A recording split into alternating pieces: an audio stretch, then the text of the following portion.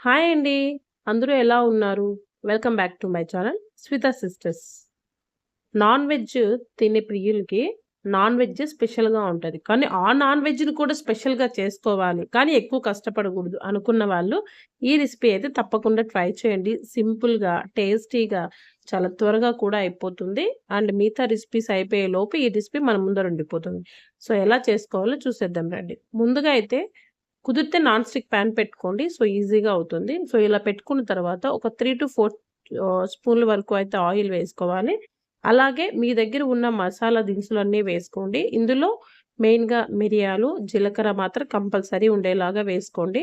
చెక్క, లవంగాలు, బిర్యానీ ఆకు, ఇలాచి ఇవన్నీ అనేది రాతిపూత, మరాఠీ మొగ్గ ఇవన్నీ మీ ఆప్షన్. మీ దగ్గర ఉన్నన్ని కొద్ది కొద్దిగా వేసుకొనేసి అవి కాస్త ఫ్రై అయిన తర్వాత ఇక్కడ నేను ఒక 3 మీడియం సైజు ఆనియన్స్‌నైతే వెరీ ఫైన్‌గా అయితే ఈ విధంగా స్లైసెస్‌గా కట్ చేసుకోండి. అండ్ టేస్ట్ కూడా ఇదే ఇస్తుంది. చాలా టేస్ట్ బావుంటుంది. అండ్ ఫ్రై చేసుకున్నంత మాత్రాన ఉత్త ఫ్రైయే తినలేరు కొంతమందికి. అక్కడక్కడ లైట్‌గా రైస్‌కి కూడా తగులుతూ ఉంటే ఇష్టంగా ఉంటుంది అన్న వాళ్ళు కొద్దిగా ఎక్కువ క్వాంటిటీ వేసుకుంటే చాలా బావుంటుందనమాట. సో, ఈ విధంగా లైట్ గోల్డెన్ కలర్ వచ్చేంత వరకు వేయించుకోవాలి. మధ్యలో మనకి బిర్యానీ ఆకు మనకు అవసరం లేదు. ఫ్లేవర్ అంతా వచ్చేసింది అన్నప్పుడు బిర్యానీ ఆకు తీసి పక్కన పడేయండి.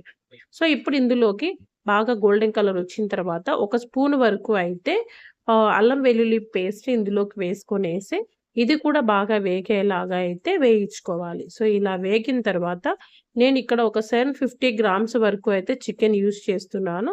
సో, దానికి తగ్గట్టు మీరు ఆనియన్స్ కూడా వేసుకోవాల్సుంటాది. సో, ఈ విధంగా మనమంతా ఒక్కసారి జస్ట్ క్లీన్ చేసుకుంటాము సరిపోతుంది. సో, ఇలా క్లీన్ చేసుకున్న చికెన్ ఇందులో వేసేసుకొనేసి ఆయిల్‌లో మొత్తం అంటే ఆనియన్స్ పేస్ట్ అన్నిటికి బాగా తగిలేలాగా ఈ విధంగా కలుపుకోవాలి. ఇలా కలుపుకోవడం వల్ల ఏంటి అంటే ఆయిల్ అన్ని చోట్ల పట్టి ముక్క కూడా బాగా ఉడుకుతుంది. సో, ఇక్కడ మూత పెట్టడం వల్ల ఏంటి అంటే చికెన్‌లో ఉన్న వాటర్ అంతా రిలీజ్ అయ్యి ఆ వాటర్‌తోని చికెన్ అనేది మంచిగా ఉడుకుతుంది.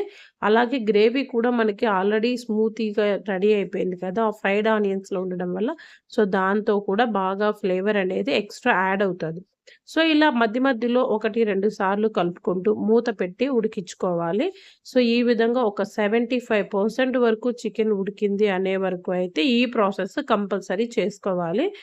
మీరు వాటర్ అసలు పూర్తిగా అయిపోయింది అన్నప్పుడైతే మాత్రం లో ఫ్లేమ్‌లో పెట్టి ఉడికించుకోండి. లేదు అంటే ముక్క అనేది గట్టిగా అయిపోతుంది. తినడానికి రబ్బర్‌లాగా ఉంటదనమాట. సో, ఈ విధంగా చేసుకుంటూ ఉన్నప్పుడు బాగా ఉడికింది. ఈ 75% మనకొచ్చేసింది అన్నప్పుడైతే ఒక చిన్న మీడియం సైజుదైతే టొమాటోని ఈ విధంగా ఫైన్‌గా కట్ చేసుకొని ఇప్పుడు సాల్ట్ వేసుకోండి. సో, ఈ టొమాటోలో ఉన్న కాస్త పులుపు, ఉప్పు అనేది ముక్కలకు ఇప్పుడు పడుతుంది. కొంతమందయితే ముందే వేస్తారు ఉప్పు. అది నాకు తెలిసి ఈ స్టేజ్‌లో వేస్తే బెస్ట్ అని నేననుకుంటాను. టొమాటోలు కొద్దిగా మెత్తపడిన తర్వాత ఇప్పుడు ఒక హాఫ్ టీ స్పూన్ వరకు పసుపు, ఒక 2 స్పూన్ల వరకు అయితే ధనియాల పొడి, అలాగే 2 స్పూన్ల వరకు అయితే కారప్పొడి. కారప్పొడి అంత ఇంత అనడం కంటే మీ స్పైస్‌కి అంటే మీ టేస్ట్‌కి తగినంత వేసుకోవడం చాలా బెస్ట్ అని చెప్తాను. ఎందుకంటే కొంతమంది ఎక్కువ తింటారు, కొంతమంది తక్కువ తింటారు. సో, ఈ మసాలాలంతా బాగా పట్టేలాగా ఒకసారి కలుపుకుంటే ఈ కన్సిస్టెన్సీ వస్తుంది. సో, ఈ పచ్చి వాసన పోయే కోసమైతే ఒక 2-3 మినిట్స్ వరకు అయితే రోస్ట్ చేసుకోండి. అంటే ఇక్కడేం మూత పెట్టనక్కర్లేదు. జస్ట్ మీడియం ఫ్లేమ్‌లో పెట్టి ఫ్రై చేసుకోండి. సో, అలా పచ్చి వాసన పోయిన తర్వాత ఒక 2 లేదా 3 రెమ్మల కరివేపాకు, అలాగే ఒక గుప్పెడు కొత్తిమీర కూడా కట్ చేసుకొనేసి ఇందులో వేసేసుకొనేసి మరొక 2 మినిట్స్ మాత్రం ఉడికించుకుంటే మనకు చికెన్ అన్నది రెడీ అయిపోతుంది. కానీ తింటే మాత్రము టేస్ట్ చాలా చాలా బావుంటుంది. తప్పకుండా ట్రై చేయాల్సిన రెసిపీ అన్నమాట.